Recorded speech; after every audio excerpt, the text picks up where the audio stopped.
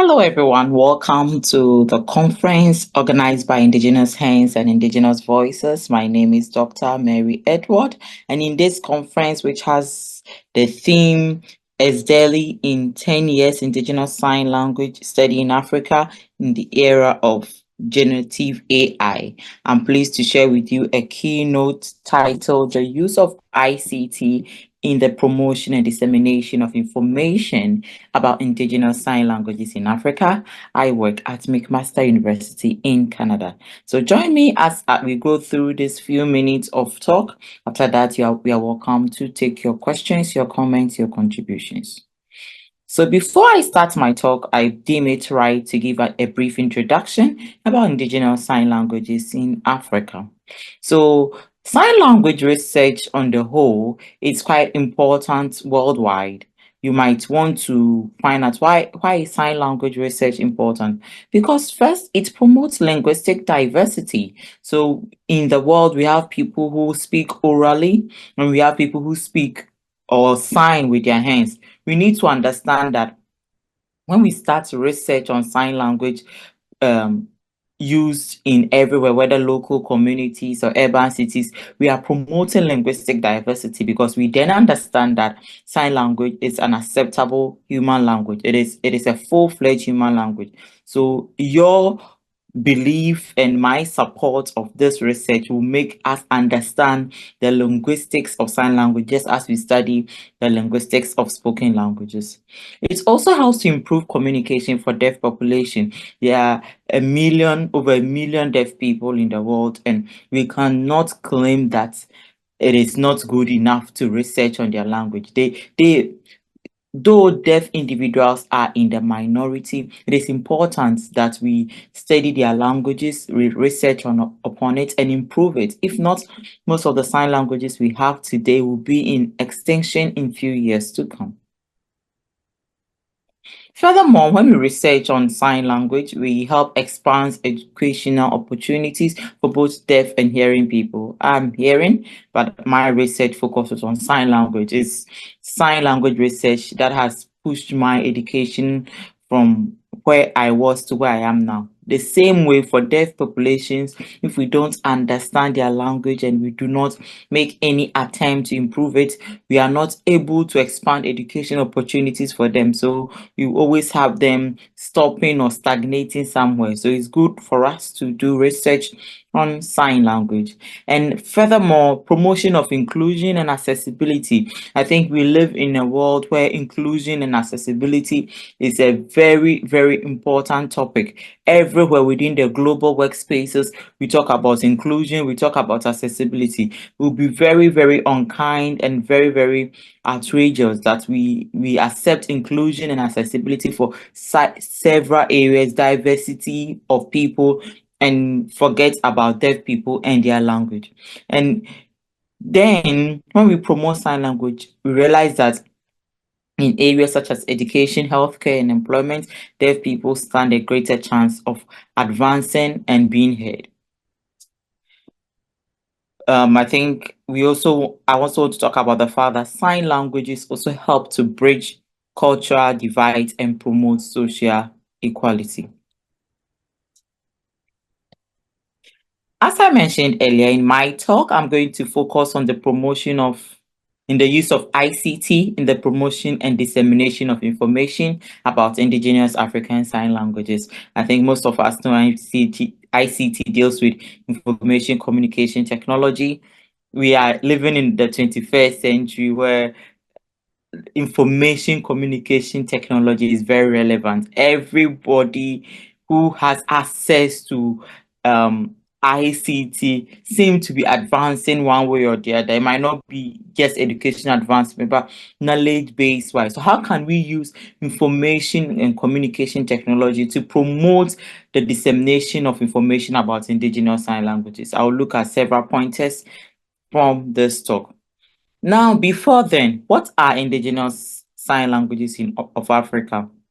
I've already mentioned sign languages in the world. So by way of my talk, I'll give a brief background of Indigenous sign languages in Africa. I'll talk briefly about the challenges faced by Indigenous deaf people in deaf communities in Africa. Then I'll dwell mainly on the use of ICT to promote the dissemination of information about indigenous sign languages in Africa, which will also be referred to as ISL in the stock. Then I'll give future directions. Then we end from there. So indigenous African sign languages. We need to understand that indigenous deaf communities in Africa existed prior to the development of formal education. So just as hearing people were in Africa before formal education took force, we need to understand that deaf people have been part of the history of the African continent for as long as the continent remains. So there have always been deaf communities, people who are deaf and who meet and for the reason of being able to talk and being understood, developed their own sign system, gestural system. It could be a shared sign system used with the members of the community, or sign system used by just a secluded group of deaf people, but they have been in existence. And the different communities represent a diverse meeting of people or individuals who come together for many purposes. So my research focuses mainly on Adambobe Sign Language. Adambobe Sign Language is an indigenous sign language used in Adambobe community in Ghana.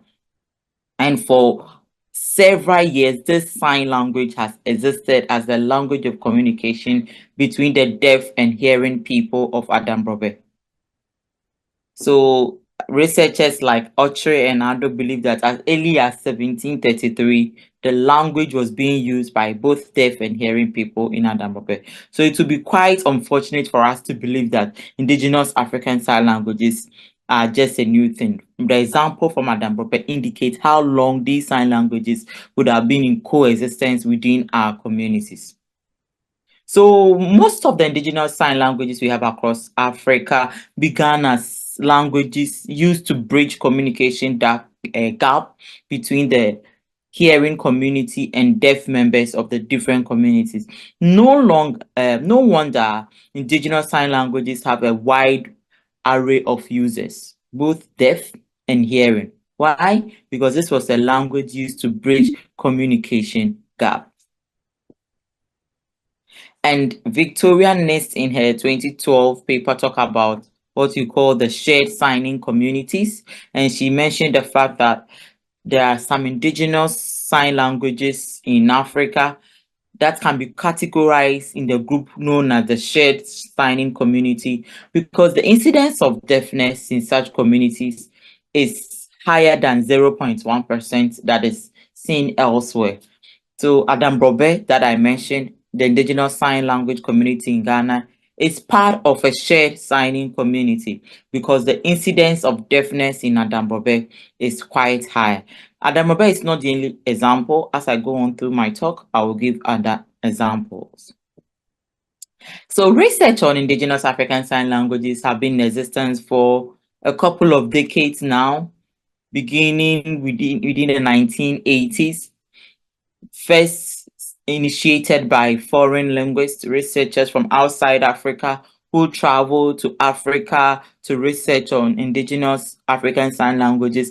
For example, the Hausa sign language, we have a researcher named Constance Schmaling who traveled all the way from Europe to Nigeria to research on Hausa sign language in the early 1990s. So it has been ongoing for a very long time. And these days, we also have other local researchers. Local researchers include people like me, people who are part of a community or belong to the nation where the indigenous sign languages are found, who have started to develop interest in these indigenous sign languages. So I will just go through this list briefly. Let me just mention. Okay. So there are different indigenous sign languages in Africa. These examples that I've mentioned seem to be all from West Africa, but this is not an exhaustive list.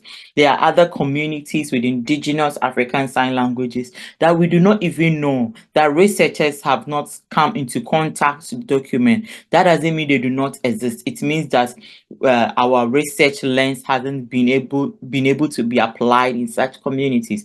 So I mentioned Adambobe sign language used in Adambobe Ghana. We have the Buakako Sign Language in Cote d'Ivoire, which is also a small indigenous community sign language. We have the Bura Sign Language. We have the Burkina Faso Sign Language, which is used in Ouagadougou in Burkina Faso. A couple of them. I want to talk about the Magajingari Sign Language, which is used in Magajingari in Nigeria. Recently, I've been working with Dr. Asonia and some other people on this Magajingari Sign Language. So, Magajingari community in northern Nigeria has a very large population of deaf people, and for several years, we are not sure of how when the deaf community began using their own sign language, but for several years they've been using the Magajingari Sign Language for communication within the community. So it lets us understand and know that the indigenous sign languages of Africa have been in existence for such a long time.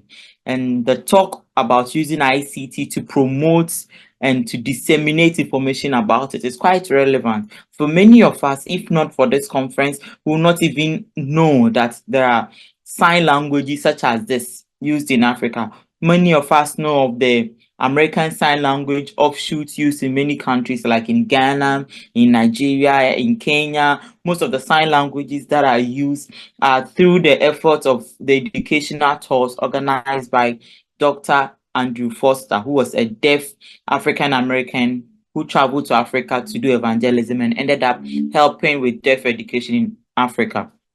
As a result of his efforts, there are a couple of different variants of American Sign Languages used across the continent of Africa. But prior to that, these indigenous sign languages existed, but we do not have much information about them because much research hasn't been done on some of these.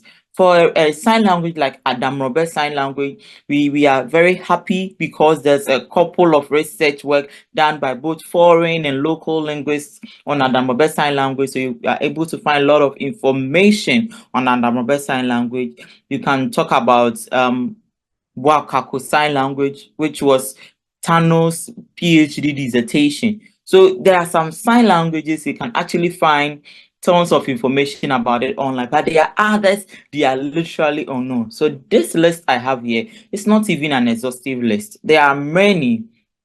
It's possible that in Ghana, Adamobe Sign Language and Nanaben sign language are not the only indigenous sign languages used in Ghana.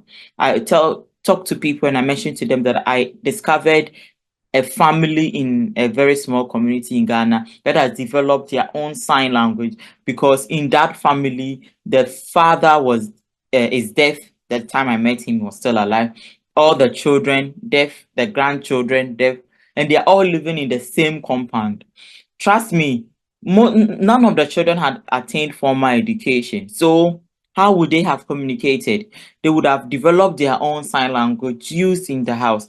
These and many others have not been researched on. So it's important that we consider the use of information communication technology in our promotion and dissemination of information on indigenous African sign languages.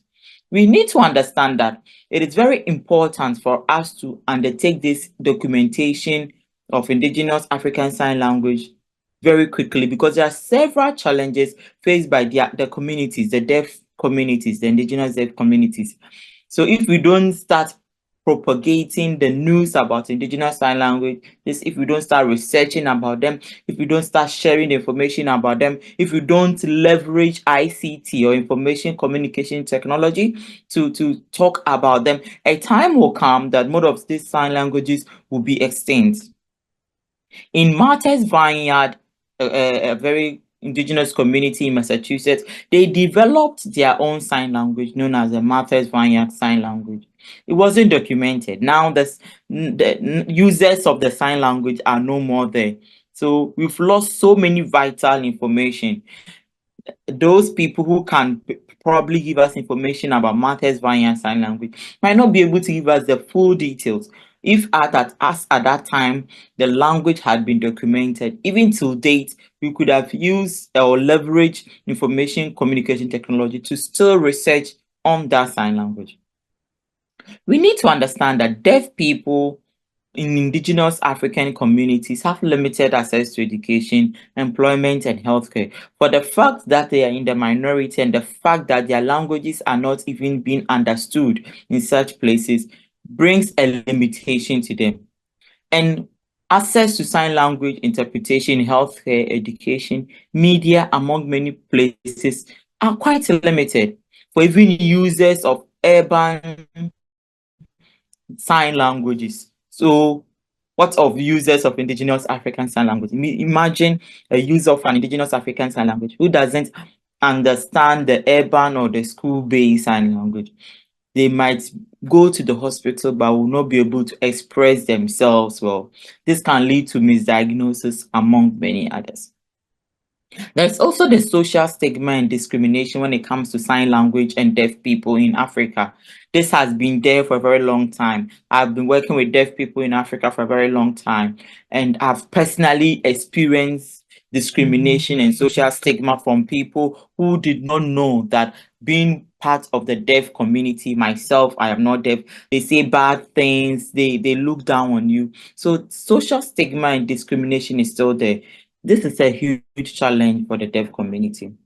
Also, there is a lack of recognition and support for sign language and even for sign language research. So, in most African countries, sign languages have not been given the recognition. They are not recognized as one of the languages in the nation. So, no government support to develop sign language research in any way. And because of that, even if there are important announcements to be given on many occasions, the announcement is given in the official languages of the country to the detriment of deaf people who cannot use their ears to listen to what is being said. So that's also a big challenge. Now I will zoom down to the reason for my talk: the promotion and dissemination of information about indigenous languages in Africa using ICT, or information communication technology.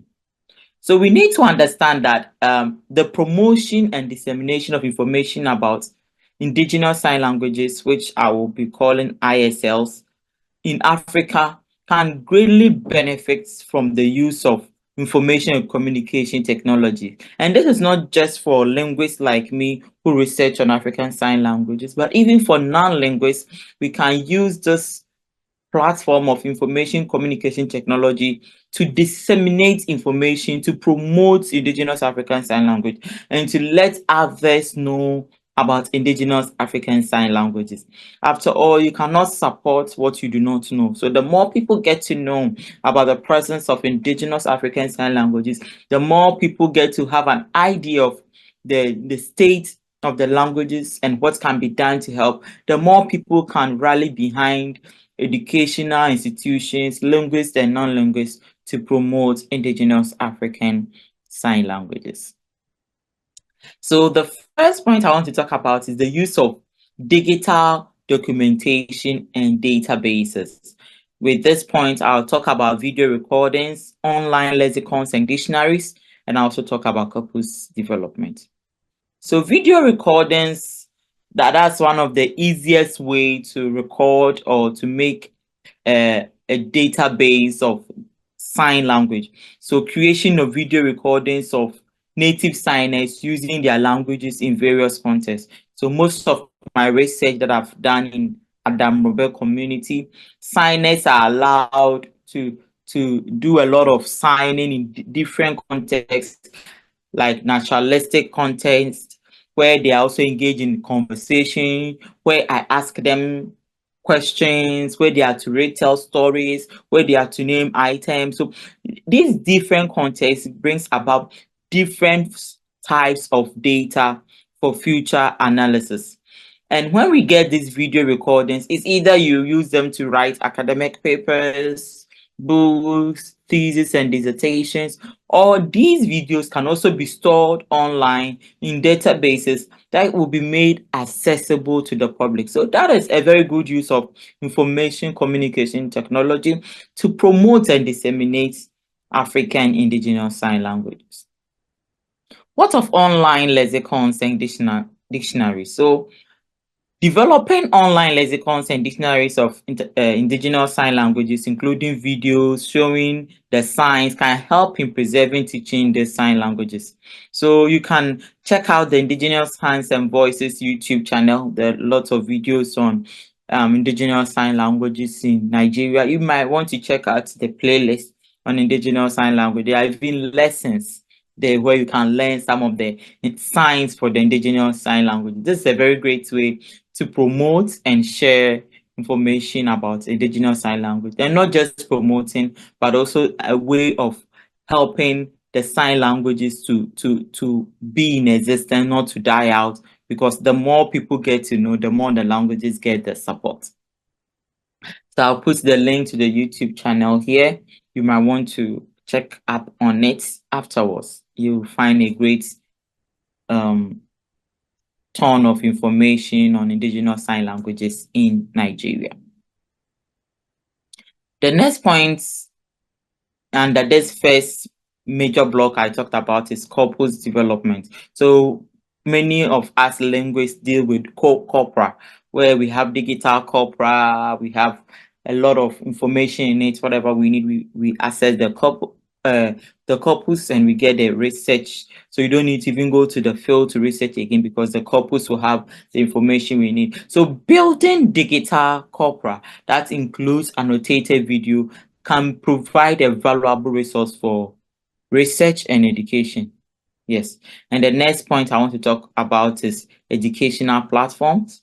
And educational platform, I want to talk about e-learning courses, what of mobile apps, what of YouTube channels and social media. So e-learning courses. Now we have platforms such as Coursera, Udemy, and even LinkedIn has a platform, is it called Linda, something like that, where people are able to acquire specific knowledge through courses online at the comfort of their homes, irrespective of where you are. We can develop e-learning courses by creating online platforms for Indigenous African Sign Languages. Or we can also have specific educational websites that can help both hearing and deaf people to talk about Indigenous sign languages, to learn about Indigenous African sign languages. What of mobile apps? I think we have about 8 billion people in the planet, and it is believed that the number of people who use mobile phones on this planet probably be around more than half of the number of people in the planet. So if we're able to develop mobile apps that teach Indigenous sign languages through interactive lessons, games, and quizzes to make learning accessible and engaging, it will help promote Indigenous African sign languages. So as I mentioned, there are different Indigenous sign languages scattered all across Africa. And if linguists collaborate together with like-minded non-linguists to develop such apps, I think that would be a great source to promote Indigenous African sign languages. We have the iHands app, which is an app developed by the Indigenous Hands and Voices, also the conveners for this conference, that has signs from Indigenous communities in Africa, including the Mobile Sign Language, or also sign languages in Indigenous communities in Nigeria. This is free to download from Google Play Store and Apple. I think you should check it out. What of YouTube channels and social media? I think I've already mentioned the Indigenous Hands YouTube channel. There are other YouTube channels that might deal with Indigenous sign languages, but using YouTube and other social media platforms to share tutorials, stories, and educational content in Indigenous sign languages can reach a wider audience. So we just have to work with the information communication technology platforms we have to spread Indigenous African sign languages and to make people aware of these. We can also have research and collaborative tools. So we can do virtual conferences and workshops. We can have collaborative research portals. So for virtual conferences and workshops, one is what we are actually experiencing now. This conference is virtual. So we are hosting virtual conferences on Zoom, Microsoft Teams, Google, and all those virtual communication platforms. People can join from all over the world, irrespective of your time zone. You don't have to travel, take bus, take the plane, book hotel. You sit in the comfort of your home, your office. You gain valuable knowledge about Indigenous African Sign Language. We share knowledge with researchers, educators, and the community. Then people will be aware of what is happening in Indigenous community. A few years ago, we didn't have Zoom and Microsoft Teams and all that. We see that the advancement of information communication technology has made life easier for us if we want to really disseminate information on Indigenous African Sign Languages. What of collaborative research portals? These days, we have online portals that allow researchers to collaborate on different projects, share data, even publish findings. So I work with a lot of researchers living in different parts of the world, in Europe, in Africa, in North America. Because of this ability to do collaboration, ability to have portals that allow researchers to work together, even if they remain in different places. We can apply the same in our quest for promoting and dissemination information on Indigenous African Sign Language. Maybe after this conference, it'll be one of the things the organizers will consider, and also work with other researchers to ensure that Indigenous African Sign Languages come to the limelight. Okay, so the next thing I want to talk about is creating awareness or awareness campaign. We can create social media campaign. We can have websites and blogs about Indigenous African Sign Languages. Today, the social media has become a very big platform. We have diversity of social media platforms, some serving all age groups, some serving the younger generation better, and some being used for other purposes, such as LinkedIn, where you know that it is about collaborating work platform. Facebook is about lifestyle. We have TikTok, Instagram, Telegram, and all those Snapchat, different ways platform. We can actually leverage all of these platforms to run campaigns that raise awareness about the Indigenous sign languages and their importance. So I'll be going back and forth on Indigenous Hands and Voices. So Indigenous Hands and Voices also has a TikTok platform where they share videos on Indigenous sign languages in Africa. This is very important because then we are raising awareness and we are also bringing interest from the broader community. Even people might not be aware of Indigenous sign language. These videos are able to cut across cultural boundaries. So a video uploaded in a small community in Ghana will probably be seen somewhere in Alaska. So in this way, we are leveraging the social media to raise awareness and also to communicate about Indigenous African Sign Language. What about websites and blogs? So when we create dedicated websites and blogs that provide information and resources about Indigenous African Sign Language, they can serve as central hubs for information dissemination. I used to have a blog post, madegrona.blogpost.com, where I talk about Indigenous African Sign Language. You might want to check it out. I've not really been posting frequently, but you might want to see it. And community engagement. So community engagement, we can have online communities, crowdsourcing projects, and online communities. We can establish forums, chat groups, social media pages. So there are a lot of WhatsApp platforms. I am on one of those WhatsApp platforms for Indigenous African Sign Languages. There are Facebook pages, Facebook groups, social media, different groups where users can share experiences, collaborate, and talk about the Indigenous sign languages in Africa, thereby creating a sense of community and also leading to the preservation of those sign languages. And also when we do crowdsourcing projects, we involve the community to document and translate signs. So usually research projects in Africa involve both the researcher going to the field and the people in the community. There's always a very big need that whenever we document Indigenous African Sign Languages, we don't do anything without the Indigenous deaf community. There is nothing for deaf people without deaf people. So when we involve the community, we can empower the native signers and increase the database of signs. I can talk about African Sign Languages, Indigenous African Sign Language, from the standpoint of a researcher, from the standpoint of somebody who has been immersed in different deaf communities. But it will be very important and relevant that in our projects we collaborate both native signers, the deaf signers themselves, and the researchers involved. Even if the researcher is deaf and it's not from that particular community, it's important that a researcher or a native signer is involved in that. What of multimedia storytelling? I think it's one of the few ways some of us have gathered sort of data where we do documentaries and films. So we produce films that highlight culture, stories, everyday life.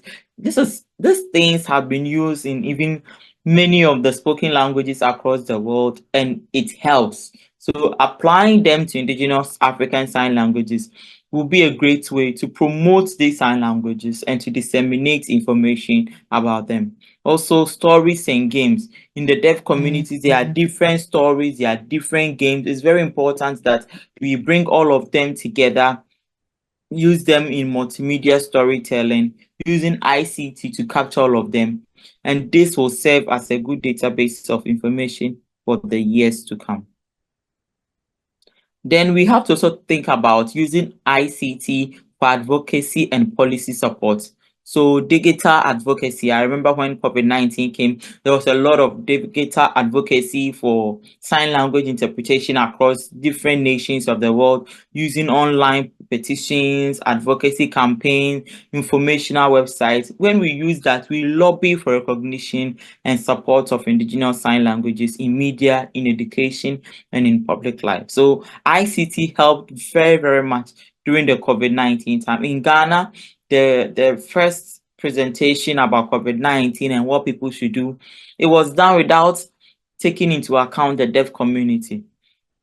Right after that, there was a digital advocacy calling on people to get to the attention of the presidency that we need sign language interpretation. And the next COVID briefing had a sign language interpreter. So ICT is very important, and we really need to leverage it for the promotion of information on Indigenous African Sign Languages. I know most of us will want to have our papers published open access. Sometimes it comes at a cost. Educational institutions can pay, or you have to pay from your pocket. But when we publish our research findings in open access journals and repositories, we ensure that people from diverse locations are able to access freely information on Indigenous African Sign Languages. So those of us who publish should be considering open access publication and see how people will have access to the information on Indigenous African Sign Languages. Let's consider some future directions and opportunities, then I think I will end from here.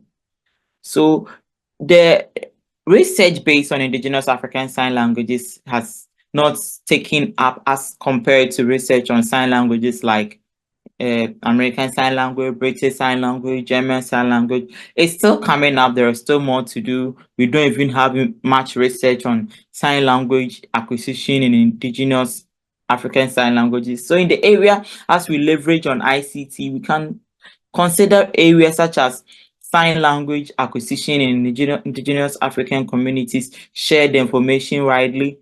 Different Indigenous language sign languages in Africa are different, but we don't have detailed typological studies of different Indigenous sign languages in Africa. It would be great if we could do a comparative studies of maybe Indigenous sign languages in West Africa, having about 5 or 10 sign languages together, comparing the dynamisms and looking at how certain signs are made. That would be great. And we can use ICT to disseminate the results from such a research. What of grammatical analysis? There have been some few ongoing with Adamobe Sign Language, Boakoko Sign Language, and few others, but we still need more. ICT if we have the databases there, it will even be possible for researchers to work on these sign languages at the comfort of their home.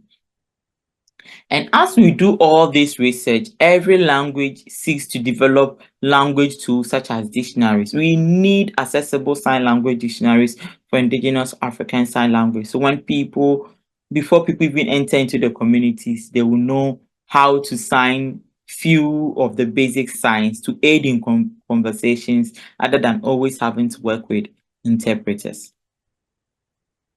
What of opportunities for collaboration and funding?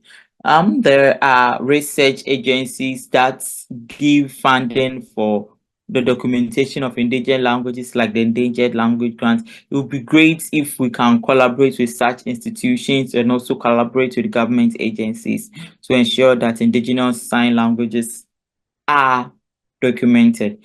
And I cannot talk about Indigenous African Sign Language without talking about foreign linguists. To be frank, linguists outside Africa have played diverse roles in the documentation of Indigenous African Sign Languages. For most of us, including myself, my exposure to the sign language used in Adamobe was as a result of Victoria Nest research in Adamobe. Imagine if Victoria Nest, being a foreigner, hadn't come to Ghana, gone to Adamobe to do such a detailed research, and the finding was not accessible. We need to collaborate with such researchers such as Victoria Nist and many others, Annelies Kustes, Constance Schmaling, and as many as are interested in documenting Indigenous African Sign Language, the nuances that comes with it, the typology, the grammatical differences, the phonology, the semantics, so that we'll be able to provide information and make it available online. I've already mentioned the Endangered Language Grant for language documentation. It will be something that we can look into. So in conclusion, I have focused on ICT in the promotion and dissemination of information about Indigenous sign languages in Africa. The key points I mentioned with this particular one was the fact that we need digital documentation and databases. We need educational platforms powered by ICT. We need research and collaborative tools. All these will be great for the promotion and dissemination of information about Indigenous African Sign Language. We can also use ICT to create awareness campaigns, community engagement, to use it for multimedia storytelling. And the same ICT can be used in advocacy and policy support. I also spoke very briefly on the future direction and opportunities for Indigenous African Sign Languages. My time is up. I will end here. If you have questions, comments, contributions, they are welcome. Thank you for staying with me.